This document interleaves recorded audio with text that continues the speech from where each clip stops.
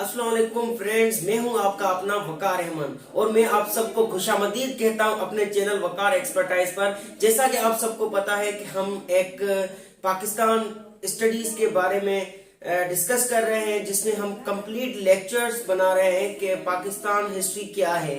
ठीक है, और पिछला जो हमारा वीडियो था जो कि प्ले लिस्ट में अवेलेबल है, और प्ले लिस्ट में आप जाकर हमारे सारे के सारे लेक्चर वहां से कलेक्ट कर सकते हो। ठीक है, और उसमें हमने बताया था कि पाकिस्तान के आउटलाइन में हम क्या क्या डिस्कस करने वाले हैं। तो उनमें से जो आज का हमारा पहला टॉपिक है मोहम्मद बिन कासिम। ठीक है, मोहम्मद बिन कासिम सिंध में कैसे आए और सिंध में इस्लाम कैसे आया, उसमें हमने सारा का सारा ये कुछ डिस्कस किया है।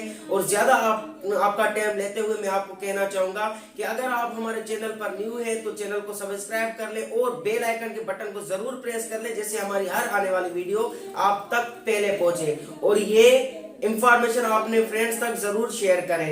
ठीक है, तो चलते हैं हम अपने टॉपिक की तरफ। इसमें हम पढ़ेंगे कि सिंध पहले कैसा था, इस्लाम के आने से पहले सिंध कैसा था।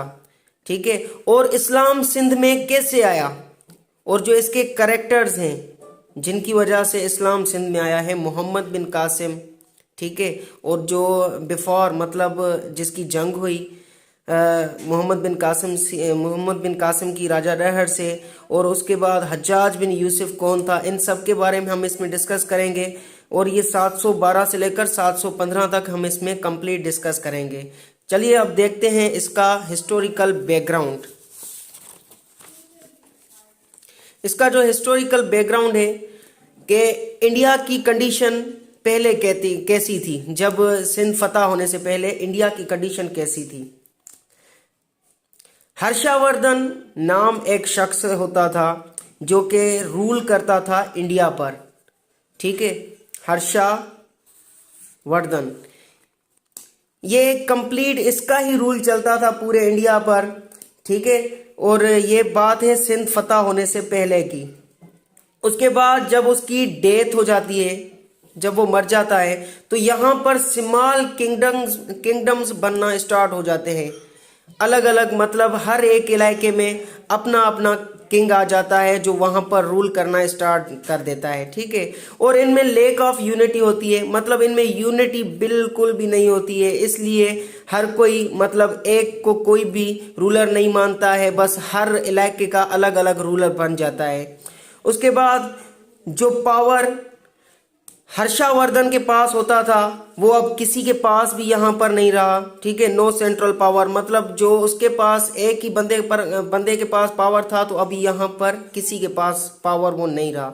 उसके बाद जो इकोनॉमिक कंडीशन है, इकोनॉमिक कंडीशन जैसा कि आप सबको पता है कि इंडिया फेमस है किन चीज़ों से, गोल्ड से, species, cotton, agriculture, land revenues, water resources. ठीक है, इन सारी चीजों की वजह से इंडिया फेमस है। और यहां पर एक एग्जांपल भी मैंने लिखा हुआ है, east India company. East India company अंग्रेज यहां पर कैसे आए, सिर्फ इस ही लिहाज से आए कि यहां पर वो हर चीज थी जो लोगों की दरकार होती है, जो उनकी नीड्स होती हैं, वो यहां पर अवेलेबल है। उसके बाद जो रिलीजियस कंडीशन है, रिलीजियस कंडीशन में यहां पर सबसे बड़ा मजहब हिंदुइज्म था, जैनिज्म, बुद्धिस्ट। ठीक है, तो यहां पर ये रिलीजन थे और यही रूल्स यहां पर करते रहते थे। जो यहां पर इंडिया में अब राजा डहर है, जिसके बारे में हम अब स्टडी करने वाले हैं, वो भी हिंदू ही थे, राजा डहर।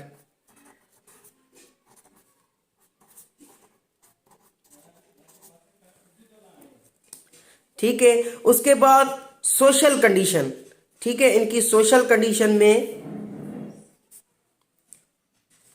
ये आ रहे हैं ब्राह्मण, खश्तरिया, वेश्या, शूद्रा।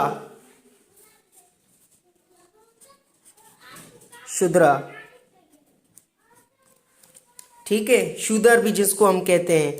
और इनमें जो होता था वो ऊंच नीच का सिस्टम होता था कि ये नहीं चाहते थे कि जो हमारी हमसे जो छोटी कास्ट है वो हम पर आकर रूल करे, ठीक है।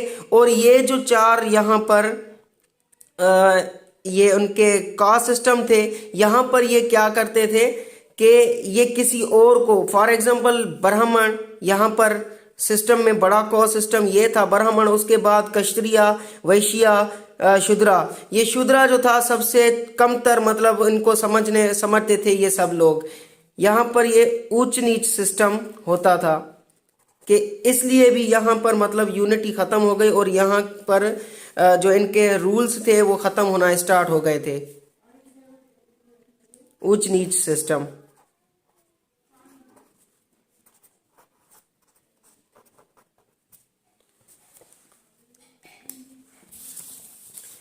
तो इसके हम अब काजेस रीड करेंगे कि यहां पर अरब कैसे आए। काजेस ऑफ अरब कन्क्वेस्ट 712, ठीक है। यहां पर कुछ शिप्स प्लंडर हुई थी, ठीक है, कुछ शिप्स को लूटा गया था साइलोन में। साइलोन जो आज का श्रीलंका है, ठीक है, साइलोन जो आज का श्रीलंका है, जिसको हम श्रीलंका भी कहते हैं, ठीक है, वहां पर शिप्स को लूटा गया। और यहाँ पर जो बनु उमैया का कैलिफ था, जो खलीफा था बनु उमैया का, वो वालिद बिन मालिक था, जो 705 से लेकर 715 तक चले थे, ठीक है।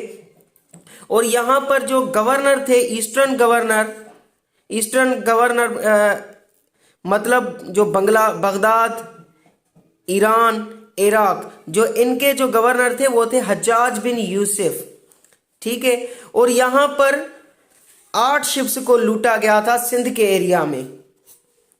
जब यहाँ पर लूटा गया तो साइलोन का जो किंग था वो गिफ्ट कर रहा था, वो सारी की सारी जो लूटमार का सामान था वो खलीफा वलीद को वो गिफ्ट कर रहा था। कुछ विडोव्स थी और यतीम लोग थे, काफ़ी सारा सामान लूटा गया था, वो सारा का सारा गिफ्ट कर रहा था कैलिफ वलीद को, ठीक है।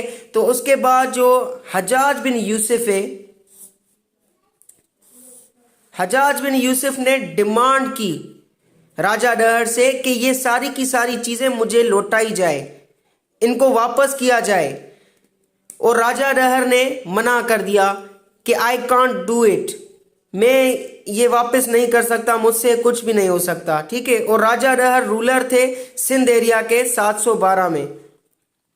और उसके बाद हज्जाज बिन यूसुफ ने कोशिश की वहां से परमिशन लेकर, और राजा डहर ने जो हज्जाज बिन यूसुफ था उन्होंने कोशिश की कि मैं यहाँ पर अटैक करूं, और उन्होंने 2 टाइम अटैक भी किया। हज्जाज बिन यूसुफ ने 2 टाइम अटैक किया पर वो फेल हो गए, सही है। तो हज्जाज बिन यूसुफ क्या करते हैं, इनको अपने नेफ्यू, जो इनके सन इन लॉ भी होते हैं, मोहम्मद बिन कासिम, इनको ये कमांड दे देते हैं, क्योंकि ये बहुत मोहम्मद बिन कासिम पर ट्रस्ट करते हैं। मोहम्मद बिन कासिम पर ये ज्यादा ट्रस्ट करते हैं और ये कमांड मोहम्मद बिन कासिम को दे देते हैं कि आप इस एरिया में जाएं और राजा डहर से जंग स्टार्ट कर लें, ठीक है। तो क्योंकि मोहम्मद बिन कासिम जो है ना 16 साल की एज में ये बहुत सारी बैटल्स के बारे में, जंगों के बारे में, और जो इनके लोग होते हैं, मतलब जो फाइटर्स होते हैं, उनको कैसे हैंडल करना है, ये सब कुछ मोहम्मद बिन कासिम जानते थे। तो ये 17 साल की उम्र में सिंध की तरफ रवाना होते हैं 712 में, ठीक है। इनके साथ 6000 कैमल्स, ऊंट होते हैं, ठीक है, और 3000 बैक्ट्रेन कैमल्स टू कैरी सप्लाईज, ठीक है। और जो 3000 कैमल्स होते हैं वो मतलब ये कि जो सप्लाई करते हैं, या जो जंग का सामान सप्लाई करते हैं, जो तोप हो गई और बहुत सारी ऐसी चीज़ें जो ये जंग में यूज़ करते हैं, 3000 ऊँट वो थे, सही है। और 500 लोग भी इनके साथ थे जो इन सब को ऑपरेट करने के लिए इनके साथ आए थे। उसके बाद मोहम्मद बिन कासिम अटैक करता है जो कास्टल मकरान है ना, जहां से सिंध स्टार्ट होता है, वहां पर ये अटैक करते हैं मोहम्मद बिन कासिम, ठीक है। और Muhammad bin Qasim set out for Debal on Indus river delta, ठीक है। ये अपना एक सेट बना देता है दीबुल के नजदीक, जो इंडस रिवर है वहां से डेल्टा, ठीक है, वहां से जो डेल्टा स्टार्ट होता है। डेल्टा का मतलब क्या है? डेल्टा का मतलब है कि जहां पर एक रिवर खत्म होता है और 7 से 8 स्टार्ट हो जाते हैं, उसको हम डेल्टा बोलते हैं। फॉर एग्जांपल जो इंडस रिवर है, इंडस रिवर जाकर समुंदर में खत्म होता है, ठीक है, वहां पर इंडस रिवर खत्म हो गया और समुंदर से भी बहुत सारे ऐसे नहरें, बहुत सारी ऐसे रिवर्स निकलते हैं, हम उनको डेल्टा ही बोल सकते हैं, ठीक है।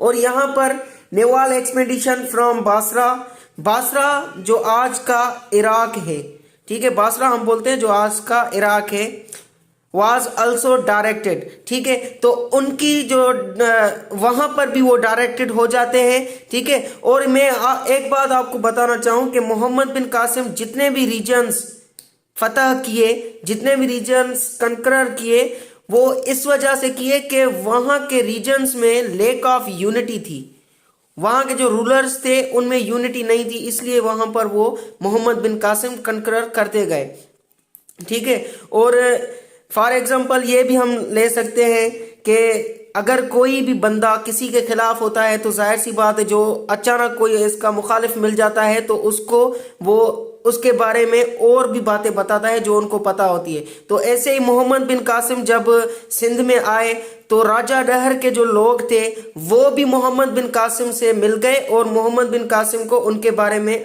राजा डहर के बारे में मोहम्मद बिन कासिम को बताना स्टार्ट कर लिया, ठीक है। इसके बाद जो नेक्स्ट टारगेट था मोहम्मद बिन कासिम का, नारनकोट, नारनकोट जो आज का हैदराबाद है, इसका ये नेक्स्ट टारगेट था। और ये जो जंग थी ये अगेंस्ट थी प्रिंस जय सिंह जो राजा डहर के बेटे थे, इनके खिलाफ ये जंग थी। और इसके बाद जो जंग लड़ी गई वो सेवन की तरफ भाज राजा जो कजन थे राजा डहर के उनके साथ लड़ी गई और यहां से सेवन को कंकरर करके इसका नाम दिया गया बाबुल इस्लाम। सिंध को जो हम बाबुल इस्लाम कहते हैं वो इस जंग के बाद बाबुल इस्लाम सिंध को कहा गया, ठीक है। और यही से इस्लामिक प्रीचेस स्टार्ट हो गई, जो इनके साथ बुजुर्ग आए हुए थे उन्होंने इस्लामिक प्रीचेस स्टार्ट कर ली, इस्लाम की तबलीग करना स्टार्ट कर ली। तो मोहम्मद बिन कासिम रिक्वेस्ट करते हैं हज्जाज बिन यूसुफ को 2000 हॉर्सेस के लिए, ठीक है, कि वो चाहता है कि मुझे घोड़े चाहिए 2000, ठीक है। तो हज्जाज बिन यूसुफ घोड़े भेजता है मोहम्मद बिन कासिम को। इसके बाद क्या होता है कि मोहम्मद बिन कासिम एक पुल बनाता है जो इंडस रिवर के नजदीक, वहां पर 50 कश्तियां भी अवेलेबल कर देता है कि हम समुद्री रास्ते से भी जाएंगे, वार करेंगे, और हम जमीनी रास्ते से भी वार करना स्टार्ट करेंगे। तो इसके बाद राजा डहर के पास चले जाते हैं मोहम्मद बिन कासिम और राजा डहर 713 में ये इनकी आपस में फेस टू फेस लड़ाई होती है। और जो मोहम्मद बिन कासिम तीर चलाता है वो राजा डहर की एलिफेंट को लगता है और राजा डहर एलिफेंट से गिरता है, तो वहीं पर राजा डहर को मोहम्मद बिन कासिम कत्ल कर देता है, ठीक है। और यहीं पर ये जो है इनका एरिया डिफीट हो जाता है, मोहम्मद बिन कासिम कंकरर कर लेता है सिंध को, ठीक है। और दूसरी बात मैं आपको बताऊं कि मोहम्मद बिन कासिम देबुल से होकर अब ये बलूचिस्तान, सिंध और सिंध के कुछ एरियाज, बलूचिस्तान के कुछ एरियाज जो कि बहराज, अरोड़, केराज और जो जेओर्स होते हैं यहाँ तक पहुंच चुके हुए होते हैं, ठीक है। और जो राजा डहर की मौत हो जाती है वो जेओर वाली जंग में इनकी मौत हो जाती है राजा डहर की, ठीक है। मोहम्मद बिन कासिम जब मुल्तान के नजदीक पहुंचते हैं तो इस टाइम जो है हज्जाज बिन यूसुफ की डेथ हो जाती है, सही है, हज्जाज बिन यूसुफ की भी डेथ हो जाती है। और उसके साथ जो कैलिफ होते हैं बनु उमैया का वलीद बिन यूसुफ वन, ये भी मर जाते हैं, सही है। और दूसरा कैलिफ आ जाता है जिसका नाम था कैलिफ सुलेमान 715 से 717 तक ये बनु उमैया के न्यू कैलिफ बने और ये वापस बुला लेते हैं मोहम्मद बिन कासिम को कि आप वापस आ जाएं। जब मोहम्मद बिन कासिम वापस जाते हैं तो वहां पर मोहम्मद बिन कासिम की डेथ हो जाती है। यही हमारा टॉपिक था। तो इंशाल्लाह नेक्स्ट हम टॉपिक में मिलेंगे जिसमें हम गौरी डेंसिटी और गजनवी डेंसिटी के बारे में पढ़ेंगे। तो इंशाल्लाह नेक्स्ट वीडियो का हमारा इंतज़ार करें। Thank you so much.